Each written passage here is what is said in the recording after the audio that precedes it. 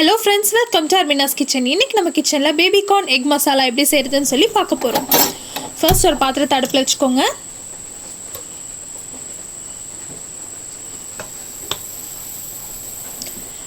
பாத்திரம் நல்லா சூடானதுக்கு அப்புறமா 3 டேபிள்ஸ்பூன் நல்லெண்ணெய் அல்லது கடலெண்ணெய் சேர்த்துக்கோங்க.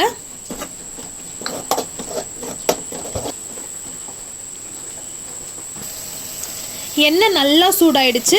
1 டீஸ்பூன் சோம்பு சேர்த்து அது நல்லா பொரிஞ்சு வந்ததுக்கு அப்புறமா 10 இருந்து 15 கருவேப்பிலை இலையை 2ஆ கிள்ளி சேர்த்துக்கோங்க. 5 பச்சை மிளகாயை 2ஆ நறுக்கி சேர்த்துக்கோங்க. ஒருவேளை காரமான மிளகாய் வச்சுருந்தீங்கன்னா 4 சேர்த்துக்கிட்டிங்கன்னா போதும்.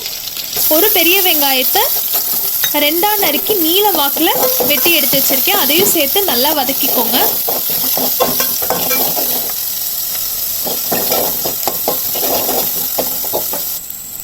வெங்காயம் இந்த மாதிரி நல்லா வதங்கினதுக்கு அப்புறமா 3/4 டேபிள் ஸ்பூன் இஞ்சி பூண்டு விழுது சேர்த்துக்கோங்க.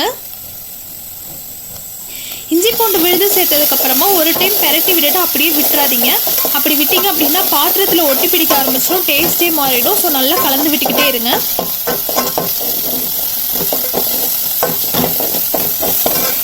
இஞ்சி பூண்டு விழுதோட பச்சை வாசம் போனதுக்கு அப்புறமா 2 குட்டி தக்காளியை நீளமாவோ அல்லது குட்டி குட்டியாவோ வதங்கறதுக்கு எது வசதியாக இருக்குமோ அந்த மாதிரி நறுக்கி சேர்த்துக்கோங்க.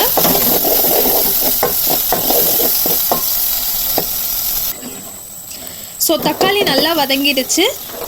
இப்போ நம்ம பேபிகார்னை சேர்த்துக்கலாம். 8 to 10 பேபிகார்ன் சேர்த்துக்கோங்க.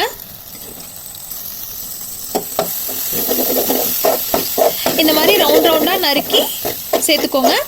அண்ட் இப்போவே இதுக்கு தேவையான உப்பையும் சேர்த்துக்கலாம்.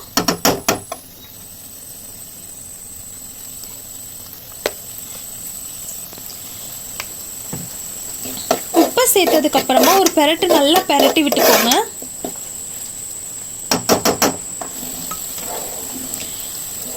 முக்கால் டீஸ்பூன் மஞ்சள் தூள், 1/4 டம்ளர் தண்ணி ரெண்டையும் சேர்த்து நல்லா மிக்ஸ் பண்ணிவிட்டு ஒரு மூடி போட்டு மூடி வச்சு அதை நல்லா வேக வச்சுக்கோங்க.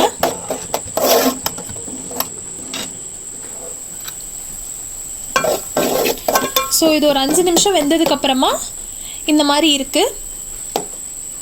அதாவது இந்த கார்ன் வந்து ஒரு 70% வெந்துருச்சு. இப்போ நம்மளோட மசாலாவெல்லாம் சேர்த்திக்கலாம்.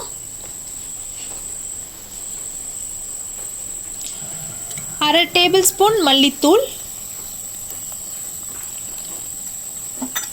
1 டேபிள் ஸ்பூன் மிளகாய்த்தூள்,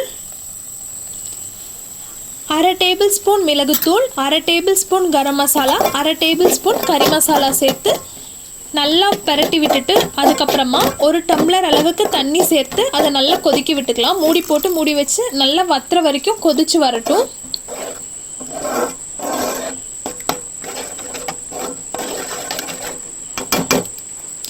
இந்த ஸ்டேஜில் உப்பு பார்த்துக்கோங்க. உப்பு ஒரு வேளை கம்மியாக இருந்துச்சு அப்படின்னா இன்னும் கொஞ்சம் உப்பு சேர்த்து ஒரு மூடி போட்டு நல்லா கொதிச்சு வரட்டும். மூடி வச்சிடலாம்.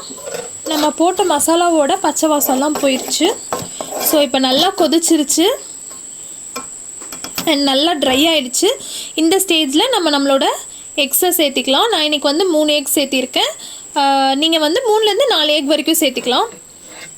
எக்கை வந்து ஃபுல்லாக வெட்டாமல் 4ஆக கீரி எடுத்து வச்சுருக்கேன். இந்த மாதிரி கீரி சேர்த்துக்கிறப்ப நல்லாயிருக்கும். ஸோ முழுசாக வெட்டி போட வேணாம், இந்த மாதிரி கீரி சேர்த்துக்கோங்க. எக்கை சேர்த்ததுக்கப்புறமா ரொம்ப பொறுமையாக பெரட்டி விடுங்க. முட்டை உடையாமல் பொறுமையாக பெரட்டி விட்டு அந்த மசாலா நல்லா கோட்டாகிற மாதிரி பெரட்டி விட்டுக்கோங்க. மசாலாலாம் ஓரளவுக்கு நல்லா பெரட்டினதுக்கப்புறமா ஒரு 4 நிமிஷம் வந்து திருப்பி அது வந்து மூடி போட்டு சிம்மில் வச்சு குக் பண்ணுங்கள்.